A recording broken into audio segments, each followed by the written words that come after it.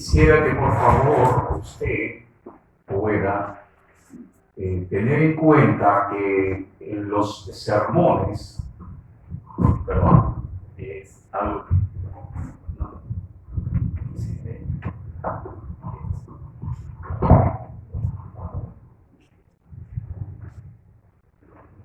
Sí.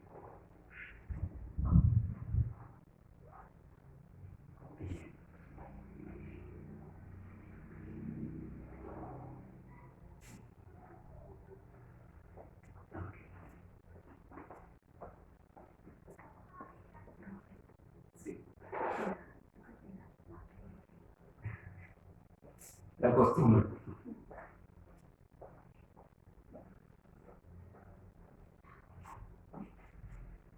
Bien, vamos a estar entonces viendo la palabra de Dios y para eso ya hemos estado leyendo la cita que en cierta manera nos va a ayudar a poder entender en esta meditación o en este sermón lo que justamente se denomina, o en todo caso se titula, Dios nos pide hacer lo que no nos gusta.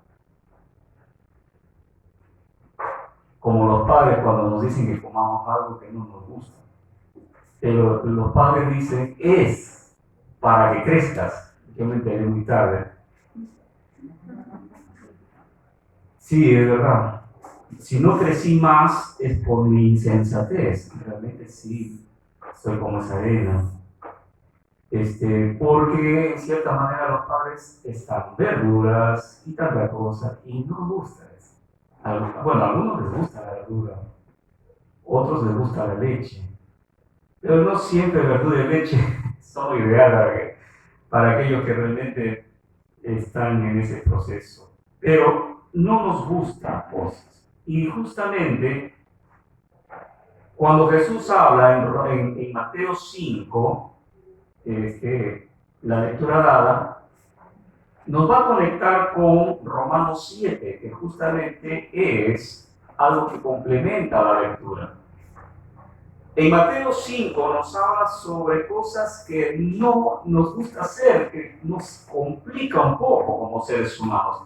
Como por ejemplo, perdonar al enemigo o no vengarse. Como por ejemplo, no dar la ayuda a aquel que está cargado. O como por ejemplo, tener en cierta manera que perdonar las ofensas más grandes. Y no queremos hacerlo. Por eso Romanos 7, del 14 al 25 dice, y yo sé que en mí, esto es, en mi carne, no mora el bien. Porque el querer el bien está en mí, pero no el hacerlo. Una vez más, el querer hacer el bien, todos queremos hacer el bien. Todos queremos, de una forma u otra, darle el bien a la persona, al prójimo. Pero de querer, al hacerlo, hay un desfase. Hay algo que se rompe en esos procesos o en esa fase. Tanto en ti y en mí hay cosas que obviamos hacerlo y eso se convierte en un pecado de omisión. El querer el bien está en mí, pero no el hacerlo, porque no hago el bien que quiero, sino el mal que no quiero, eso hago. Y si hago lo que no quiero, ya no lo hago yo, sino el pecado que mora en mí. Así que queriendo yo hacer el bien, hallo esta ley que el mal está en mí. Porque según el hombre interior, me deleito en la ley de Dios. Tu ser interior, tu espíritu, quiere de Dios. El mío también. Pero hay otro factor, el factor carne o el factor miembros. Dice, pero veo otra ley en mis miembros, o sea, en mi carne, que se revela contra la ley de mi mente, la ley del espíritu, que me lleva cautivo a la ley del pecado que está en mis miembros. Lo que quiere decir Pablo es que tengo una tendencia por mi naturaleza a que cuando quiera hacer el bien, el mal va a querer obstruir eso. Porque hay una tendencia generacional que tenemos como seres humanos. El Señor dijo bien claro que nosotros vamos a estar constantemente luchando contra el pecado. No quiere decir que una vez que eres cristiano, aceptaste a Jesús, ya no vas a cometer error. Porque pecar viene de un término que significa errar al blanco. Y justamente errar es la esencia del pecado. Por eso Pablo dice, miserable de mí, ¿quién me librará de este cuerpo de muerte? Y luego dice, gracias doy a Dios por Jesucristo nuestro Señor, que yo mismo con la mente sigo a la ley de Dios, mas con la carne a la ley del pecado. Una vez más, no nos gusta sanar las heridas propias y la del otro. Esto es algo que está en nosotros, porque podemos tener una confianza sobre las cosas que podamos nosotros pasar como que podemos llevarla. Y hay esas palabras, no, tú tranquilo, está bien, tengo heridas, tengo cosas que me dañan dentro, pero no, está todo bien. Está todo bien, no te preocupes, está todo bien, sí, tranquilo, yo, por favor. Pero sin embargo, en esa carga, a veces en las cuales hay cosas que no puedo resolverlas y necesito ayuda. La invocación que hace Jesús es de que está necesitando del prójimo. Yo necesito del prójimo, no soy un llanero solitario. O sea, no hay alguien, hasta el llanero solitario tenía compañero. O sea, es necesario también que el otro no solamente pueda él ser sanado, yo ser sanado, pero que pueda sanar al otro. Y el sentido de Mateo 5 es mirar al prójimo, porque es algo que justamente no estamos haciendo. ¿Por qué? Porque nuestra naturaleza nos dice que no nos gusta. O sea, no lo hago. A veces nos pasa de una manera muy, pero muy, perdónenme el término, descarada, y nosotros todos podemos caer en eso. Hasta inclusive cuando oramos, nosotros nos acordamos cuando nos dicen que oramos, que oremos. Pero hay ese factor de que, o sea, yo vivo mi vida, no hago daño a nadie, pero no estoy teniendo el factor que de repente mi forma de vivir hace daño. Porque de repente yo puedo estar teniendo algo con el prójimo que de repente no ayuda a que esté armonizado. O yo me armonizo. Porque no tengo la costumbre de que alguien vea mis heridas. Y mucho menos de yo ir a sanar a alguien. Hubo un tiempo en la cual, en las fases del crecimiento de quien le habla, tuve muchas heridas, demasiadas heridas, pero heridas marcables que duraron muchos años. Heridas por los padres, heridas por la sociedad, heridas de diferentes formas. Desde un intento de violación hasta intento de suicidio. Heridas desde adulterio hasta cosas que marcaron mi vida. Pero no podía hacerlo solo. Necesitaba que alguien me ayude. Y yo quería hacer eso, matar a alguien. Y mi afán era vengarse. Por eso Mateo 5, el ojo por ojo estaba en mí. No quería perdonar. No quería ser nada en favor de quien estaba pasando y teniendo heridas. Porque la intención del ser humano no es ayudar al caído, sino meterle más y que le duela más. Y eso es algo que no quiere Dios.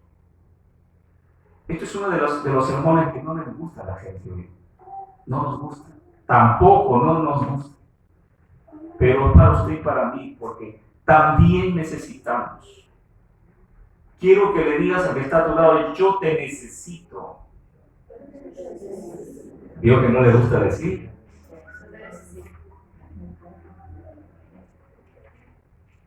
Capaz por ahí te estaba diciendo, sí, pero...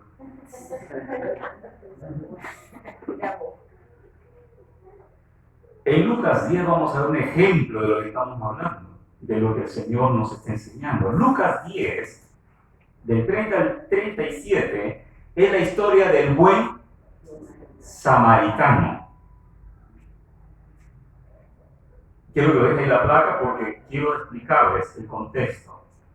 Un hombre descendía de Jerusalén a Jericó y en el camino los ladrones lo despojan. O sea, no solo le quitan las cosas, o sea, ya bueno, le quitaron las cosas, pero aquí hay cosas que pasan. Lo despojan, lo hieren y lo dejan medio muerto. Un mal, lo despojan, pero no contento con la maldad, lo hieren, y no contento con herirlo, hasta lo dejan medio muerto. O sea, le dieron una real paliza. Y de pronto dice, descendió un sacerdote por ese camino y lo vio a él. Estoy haciendo una sinopsis para que entiendan. Lo vio a él allí y el sacerdote esquiva el cuerpo. No le gustaba. No le gustaba lo que estaba viendo. No quería hacer nada. Probablemente deseaba, pero su deseo no fue tan grande y el deseo de no hacerlo fue mucho más. Entonces, cuando lo vio, se fue, pasó de largo. Luego pasó otro que estaba en el entorno religioso, en el entorno, se podría decir, espiritual. Hablamos de un levita, primero un sacerdote y un levita. Y el levita, del mismo modo, pasa de largo. Pero dice la Biblia, un samaritano iba de camino, vino cerca de él y viéndolo fue movido a misericordia. Y es la palabra que nos falta, misericordia. A usted y a mí. Y dice el 34, y acercándose, vendó sus heridas, en la anterior, por favor. Ahí, déjalo. Vendó sus heridas, echándoles aceite y vino, y poniéndole su caladura, lo llevó al mesón y cuidó de él. Otro día al partir sacó 2 denarios, y los dio al mesonero y le dijo, cuídamele, y todo lo que gastes de más, yo te lo pagaré cuando regrese. ¿Quién puede estos 3 te parece que fue el prójimo del que cayó en manos de los ladrones? Él dijo, el que usó de misericordia con él. Entonces Jesús le dijo, ve y haz tú lo mismo. Como ya se había estado anunciando en la placa, el versículo 34 y 35 da a conocer las cosas que nos cuesta hacer y que solo un despreciado o desestimado, como era un samaritano, lo podía entender. ¿Quién puede entender al menospreciado? Uno que fue menospreciado. Con eso no es algo absoluto, es relativo. Pero los samaritanos eran despreciados por los judíos. Miren lo que le decían a los samaritanos. Le decían perros. Le decían inmundos. Les decían paganos, gentiles. Les decían cerdos. A ver que te digan eso. ¿Qué dices? Y no se juntaban. Apareció un samaritano, los judíos se iban de largo o esquivaban. No se juntaban, ni siquiera que lo toquen. Menospreciaron tanto los judíos a los samaritanos que el Señor es justo y este pueblo judío fue menospreciado por todo el mundo. Nadie los quería tener. Pero ¿qué hizo este samaritano? Primero, vamos a ver lo que no nos gusta. Él hizo lo que no nos gusta. Primero, acercarse al herido. Acercarse al que está caído. Y el acercarnos al que está herido, muchas veces hay cierta subjetividad, cierto prejuicio. De repente no me va a entender o de repente yo no me quiero involucrar, pero no es saludable, me vaya a estar yo metido en problemas. Pero él está tendido, herido, no tiene ayuda, no hay quien le pueda extender la mano, no puede ni siquiera levantarse. Y tiene que ver a alguien ahí.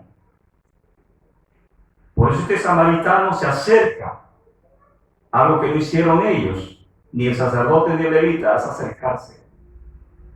Y muchas veces el acercarnos es el paso que a veces nosotros necesitamos vencer.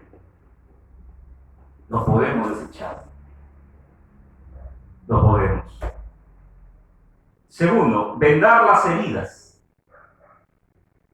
Vendar las heridas era algo que justamente tiene que ver con ir directamente a la herida y tratar de que esa herida no siga perjudicando. O sea, tratar de neutralizar la herida. Muchas veces nosotros no neutralizamos la herida, la seguimos regando y se esparce. Y por ello Santiago dice que nuestra boca es a veces ese factor, de que se toma para esparcir heridas cuando se comenta acerca de alguien y se dice las cosas, pensando que esa persona de repente merece mucho más y que le metemos y le damos y le metemos alcohol a ese posible. O sea, queremos nosotros vendar, neutralizar eso. ¿Por qué? Porque es mi prójimo. Debo tener misericordia. Porque capaz yo en un momento voy a pasar eso. Y necesito que tengan misericordia de mí. ¿Cuándo se expresa la misericordia? No cuando todo está lindo, sino cuando está pasando uno esas circunstancias. Lo que llama la atención es que para el proceso de curación, este hombre hace algo, echa aceite y vino. Que no había alcohol en ese momento, no había yodofón, que no sé cómo se dice acá, pero no había. Tuvo solo aceite y vino. Y con eso sanó la herida, hasta que pudiera llegar a otro lugar. En su sano juicio, hoy en día no se puede echar aceite y vino a alguien, ¿o sí?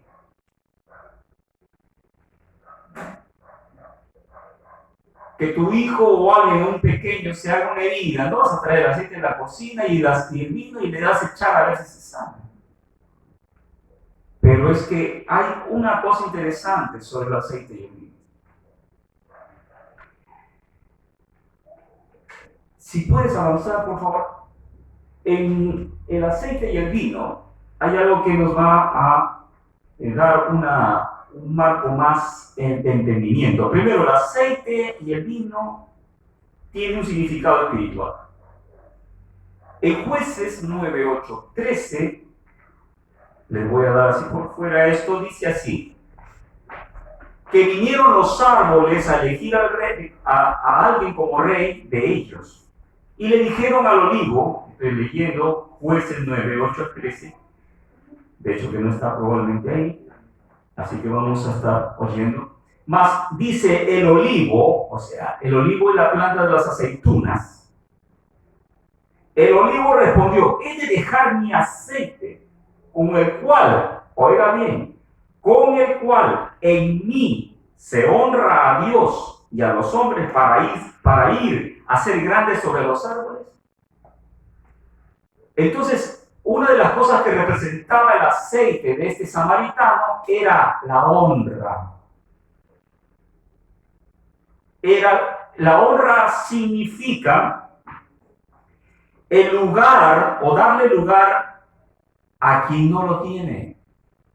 Darle atención a quien no lo tiene. Darle notoriedad a quien no lo tiene. Y nos cuesta hacer eso. Nos cuesta.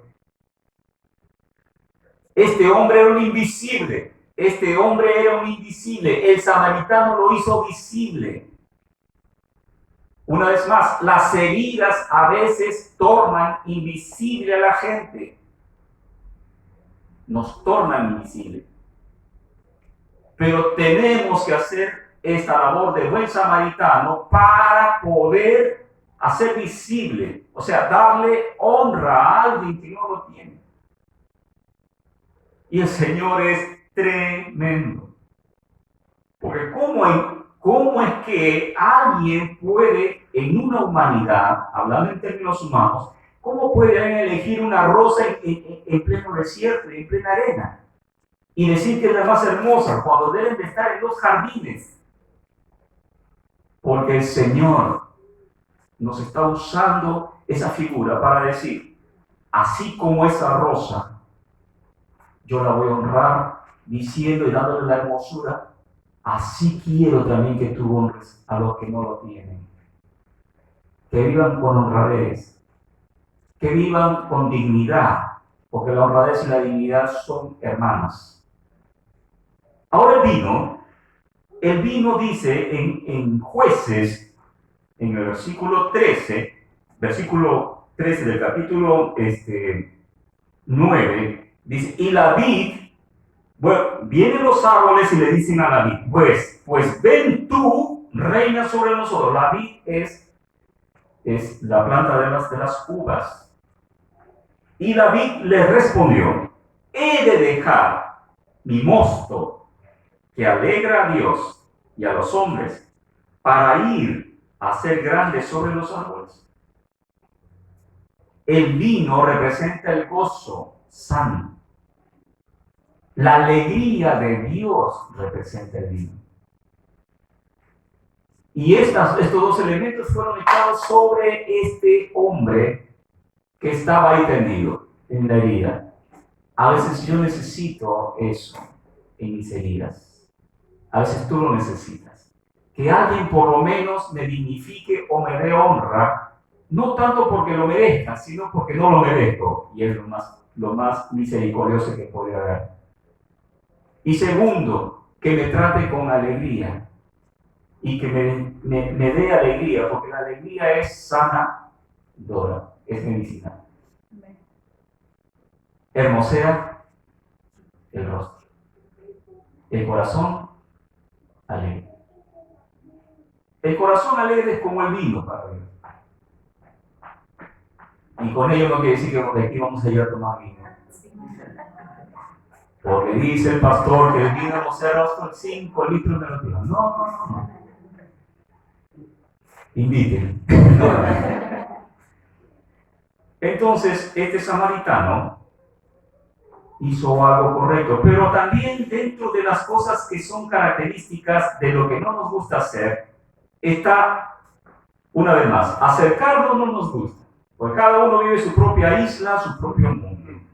Y no me puedo acercar porque sencillamente puede ser que de repente se entienda mal. Bueno, tiene que haber apertura, porque para acercarnos muchas veces necesitamos apertura. Pero cuando hay heridas, hay algo que me gusta de Uruguay, por eso nos vamos a quedar allá. Bueno, no hay ningún amén, nos vamos mañana. Y es que ustedes preguntan y dicen, ¿todo bien? ¿Cómo andan? ¿Todo bien? Nosotros los peruanos saludamos así. Hola, ¿qué tal? ¿Cómo estás? O sea, le vamos a dar directamente al Estado. Ustedes le van a dar directamente al bien. ¿Está todo bien? ¿Todo bien? O sea, ¿hay algo bien en ti? ¿Estás bien todo? ¿Estás enterito?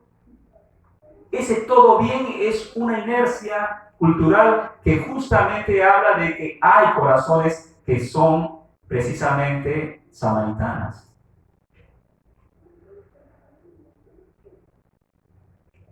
Otra de las cosas que vamos a ver es que no nos gusta compartir la cabalgadura.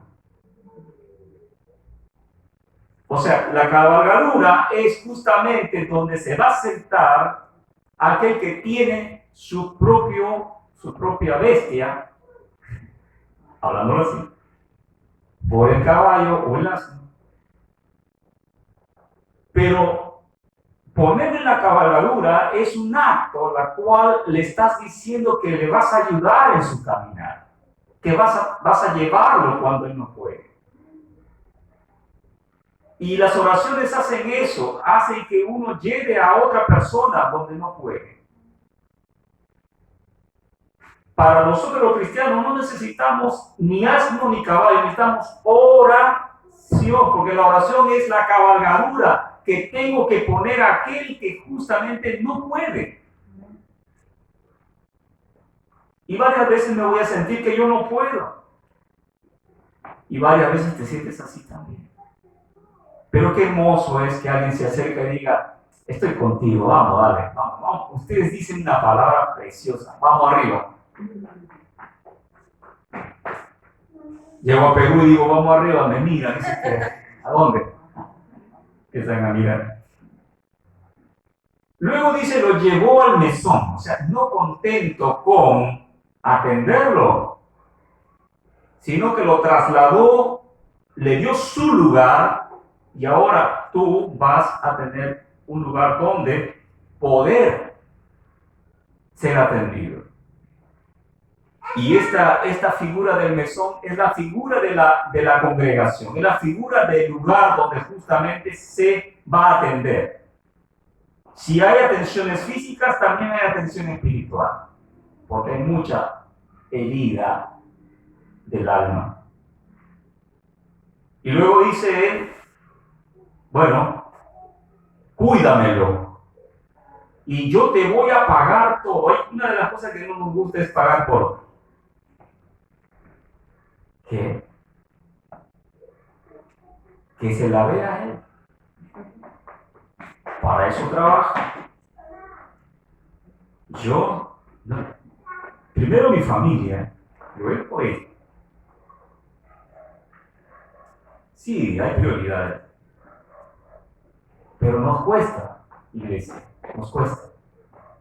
Nos cuesta y el Señor a veces hace eso, de que nos va a permitir prueba para que seamos capaces de dar en el tiempo en que justamente vas a meter el bocado a la boca y hay alguien que necesita y así dice, bueno, comes o lo das.